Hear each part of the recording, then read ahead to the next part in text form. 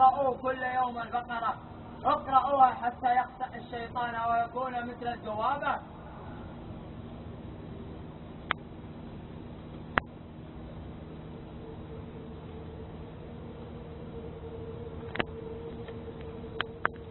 يا أيها الكافرون لا أعبد ما تعبدون ولا أنتم عابدون ما أعبد، لكم دينكم ولي دين. انظروا ما أنتم فاعلون بأنفسكم يا مجرمون، أنكم لأشر قوم.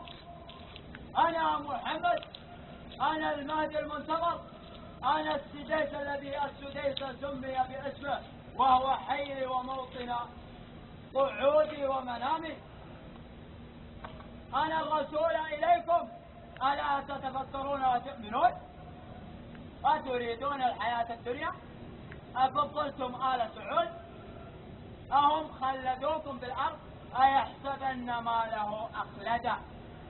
كلا لينبذن في الحطمة، كلا لينبذن بالحطمة، لواحة للبشر، لواحة لهم عند ربي، لواحة ملائكة شناكير، ملائكة شناكير، وهي بركة يوضع بها آل سعود، يلقفون بهذه الشناكير إلى النار بما عملوا بالمسلمين، أضعفوا إيمانهم بالريال السعودي.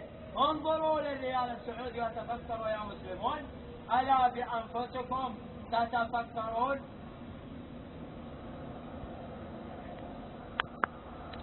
الغاشية أفسرها لكم. الغاشية غاشية تغشى المسلمين أجمعين بخير من الله، ثم يكثر بها المال ويترفه المسكين. وإني أنا الرسول الذي تأتوني يا مهدي عطل المال لأقول لكم خذوا بدون حساب وعدة، خذوا